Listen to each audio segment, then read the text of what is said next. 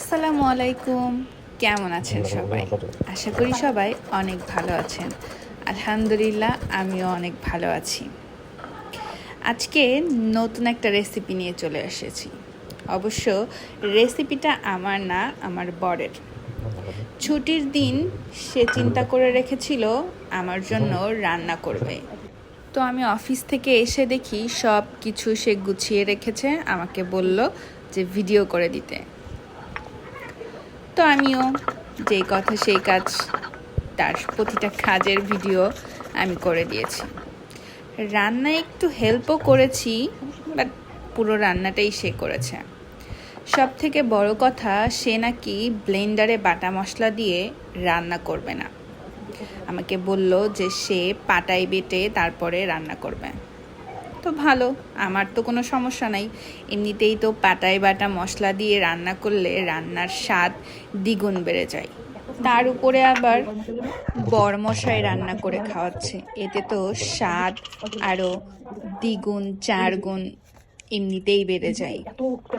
যাই হোক, প্রথমে সে সব মশলাগুলো বেটে নিল। বাটা মশলা হয়ে গেলে এখন কড়াইতে সামান্য তেল দিয়ে দিয়েছিল, তার মধ্যে একটু গরম মশলা দিয়ে দিয়েছে। গরম মশলা দিয়ে একটু ভাজা ভাজা করে নিয়েছে, তারপরে পেঁয়াজ কুচি করে কাটা ছিল সেটা দিয়ে দিল। পেঁয়াজটাও সামান্য একটু ভেজে নেওয়া হবে।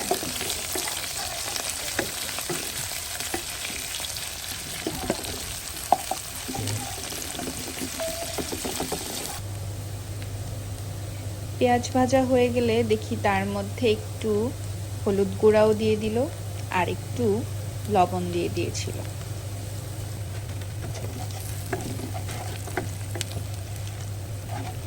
নেড়ে চেড়ে এখন সে চিকেনগুলো দিয়ে দিচ্ছে।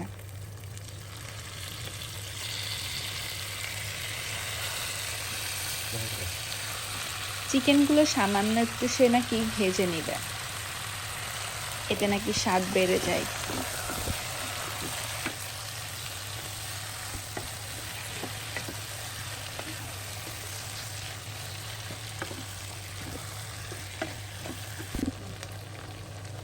এই তো চিকেনগুলো ভাজা হয়ে গিয়েছে, এখন বাটা মশলাগুলো এর মধ্যে দিয়ে দিচ্ছে।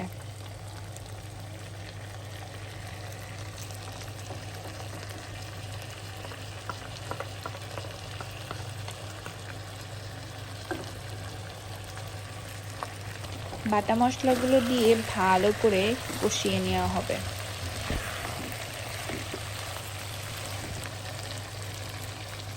সামান্য একটু পানিও দিয়ে দেওয়া হলো। এখন এর মধ্যে একটু হলুদ গুঁড়া দিয়ে দিতে হবে, আর বাকি সব মশলা তো বেটেই দেওয়া হয়েছে।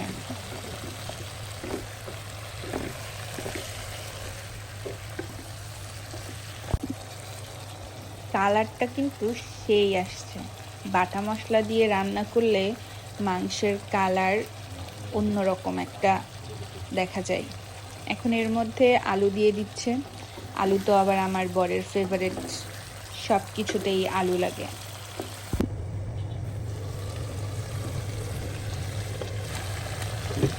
যাই হোক, এই তো ভালো করে কষিয়ে একটু ঢেকে দিয়েছিল, এখন আবার ঢাকনাটা উঠিয়ে নেড়ে দিচ্ছে তলে লেগে গেল কিনা দেখার জন্য।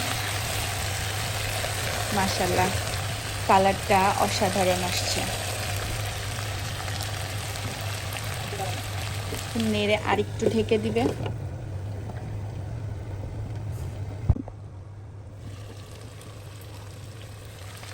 মাংসটা আমাদের ভালোই কষানো হয়ে গিয়েছে, এখন নেড়ে চেড়ে মাংসের মধ্যে পানি দিয়ে দেওয়া হবে।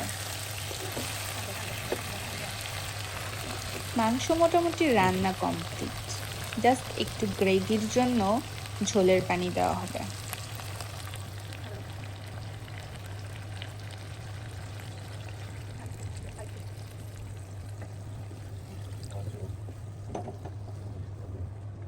আমার বর রান্নাটা বেশ ভালোই করে, কিন্তু করে খাওয়াতে চায় না, যদি প্রতিদিন বলি রান্না করতে, এই জন্য।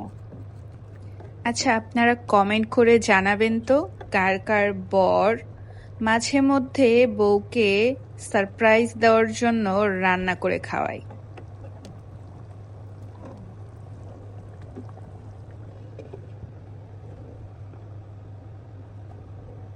এখন একটু ঢাকনা দিয়ে ঢেকে রাখলো।